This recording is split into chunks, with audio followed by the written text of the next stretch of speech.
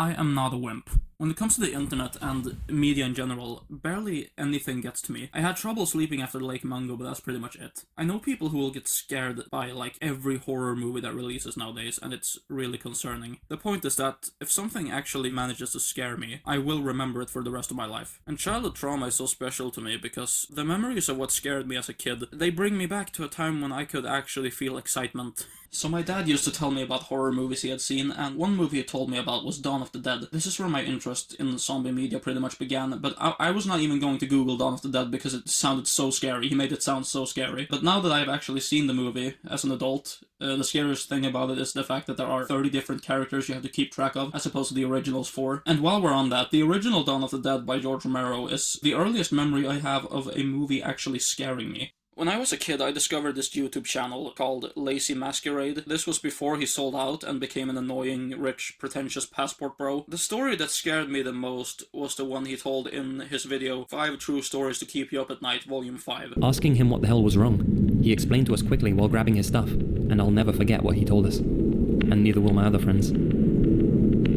He said when he was turning sides on his bed to get more comfortable, he saw someone peeking in at the top right corner of the window, and it quickly shifted out of view. He said all he saw was one eye, pale white skin, and long black hair. When we look back at what he experienced, it chills us to the bone realizing that since the face was in the top right corner of the window, this thing was either 8 foot tall, standing on something like bricks trying to peek in, or it was floating. This feels like it could be a jump scare in a David Lynch movie. Like, imagine looking through your window at night and seeing a floating head. Another Lazy Masquerade video that actually managed to scare me was his Celine Delgado Lopez video. He did such a good job with that video, dude. It was my introduction to Celine Delgado, and it pisses me off how we don't know any details about her till this day. The same with Joanna Lopez. Like, why do we not know who this is and what happened to her yet? It's been 40 years. John Doe's and Jane Doe's. Often accompanying unidentified human remains are these sketches of what the people might have looked like in life. They are unsettling, uncanny valley, blah blah blah. I'm not a personality-less true crime YouTube channel. I will focus on 2 that scared me as a kid. The first of which is this one, which is objectively terrifying. This image pisses me off so much because Susan Lund, whom she was eventually identified as, didn't share a single similarity with this image except for her red hair. Another image that terrifies me is this one of Jenny Gomez. This one is better because they actually got her eyes and teeth right. It's easier to identify Jenny Gomez from this image than it is to identify Susan Lund from this image. Still, if someone looking like this showed up at my door, I would attack with intent to kill on instinct. Now that I've grown and I've actually watched Dead Silence, I can concur that the movie is in fact not scary. I really like the movie, but it's not scary.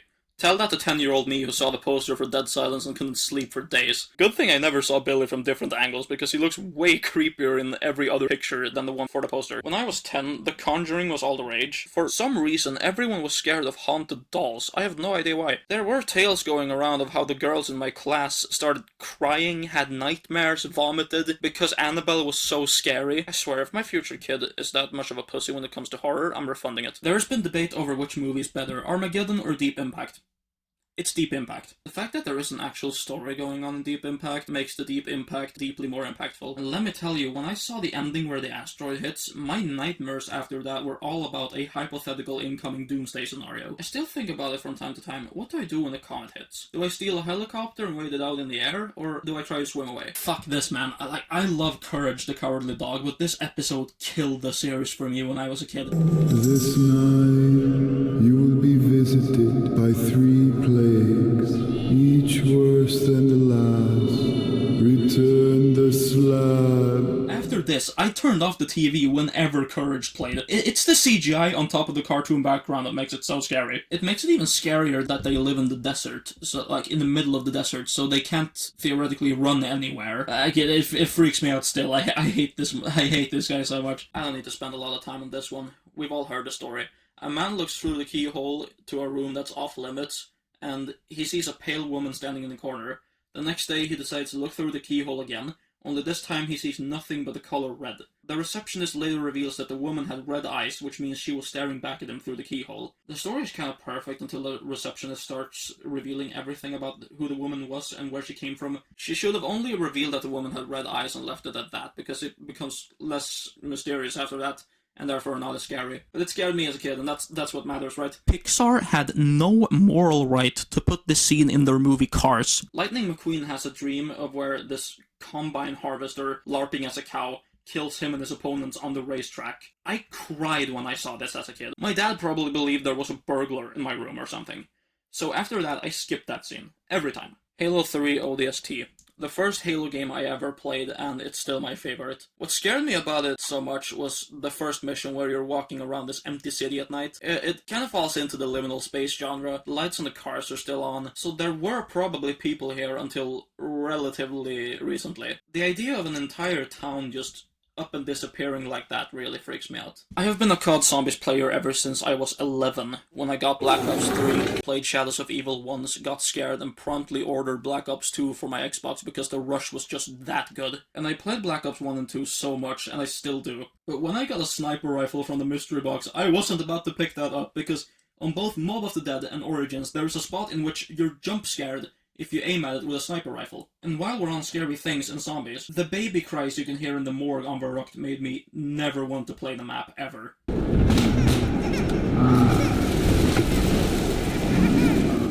On Kino der Toten, if you stand by this barrier and listen, you can hear knocking from one of the cases.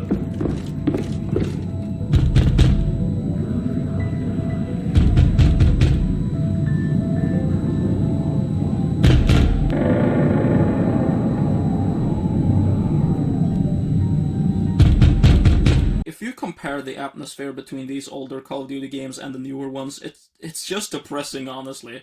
They used to be so scary, and they used to have so much character. The scariest thing about Call of Duty Zombies now is how fucking bad it is. This fucking skeleton. So in Sweden we have these things called Christmas calendars. It's a new TV show every year consisting of 24 episodes, and one episode airs each day of December leading up to Christmas. In 1996 they aired the series Mystery at Greevyholm, which is about a family that moves into a vacant castle. The kids befriend two ghosts that live in the castle, and they also start uncovering a plot involving aliens. Turns out there's an alien living somewhere in the castle, and she is guarded by the castle's previous earl, who has lived on inside the castle as a skeleton. And my god, I stumbled upon this series on YouTube, and when this fucker showed up, I started crying, and I never touched YouTube again after this for a while. It's not like he was dangerous either. They kill him with soda in the show, but that CGI is what makes him so unsettling.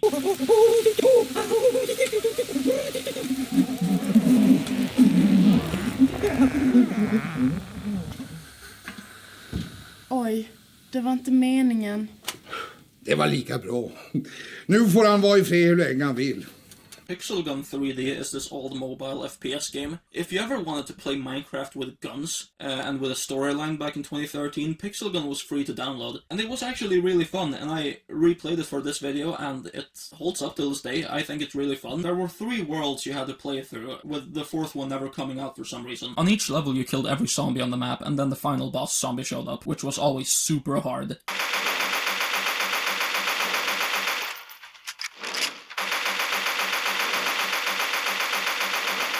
I was scared of playing through the hospital, the forest, and the school because the bosses really got me. I think it was the close quarters, the dark atmosphere, and knowing that the final threat was somewhere on the map, always moving closer to you. The only direction the game ever gave you was this arrow on top of the screen. I had to ask a family member once to play through the forest area for me because it scared me so much. And that concludes this time waster. I won't be back for like a year, so my one actual follower, I'm sorry, it's nothing personal.